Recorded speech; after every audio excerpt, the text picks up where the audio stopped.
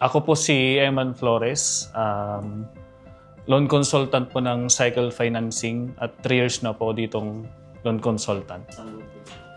Nagsimula ako sa Cycle Finance bilang loan consultant mula nung kinamusta ko si Sir Jet ng gabi, then nag-reply siya umaga, dire-diretso na po yun hanggang sa diniscuss niya sa akin yung kung paano yung company at kung ano yung mga products mo nito. Ang dahilan nito kaya ako naging loan consultant sa CFC.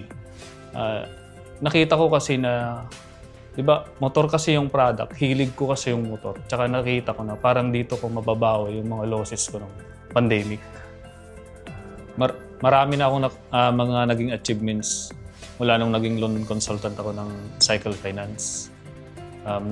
Nagkaroon ako ng car plan na kinonvert namin sa big bike. Tapos nabigyan pa ako ng motor ulit last year. Then gumanda yung income, of course. Tapos may mga nabili akong lupain sa amin.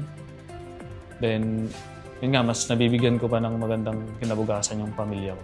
Lalong-lalo na yung anak ko. Unang-una, number 1 challenge dyan is yung risk sa ads. Tsaka yung mga restrictions. Mapapagdaanan natin yung lahat. So ang ginawa ko lang is, nag-research lang ako. Inaral kong maigi. Then, nagtiwala sa Panginoon. Yun nga, di ba? Wala namang ibibigay si Lord na challenges na hindi mo kayang lagpasan. Basta magtiwala ka lang. Sa mga bagong LC, bagong mag-LC at mga kapwa ko LC na existing na po ngayon, ano lang, kung ano yung ginagawa nyo, kung akala nyo yung ginagawa nyo is in the future is mag-i-improve, tuloy-tuloy nyo lang yun. Huwag kayong palipat-lipat ng strategy or anuman para magbunga yung mga sinimulan ninyo. Gusto ko sa cycle kasi halimbawa, pag nakaka-achieve ako ng quota ko sa part ko, ang gusto ko kasi lahat ng branch kumuta din.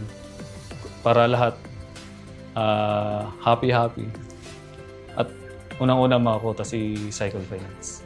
Yun lang naman yung lagi kong iniisip din sa kumpanya.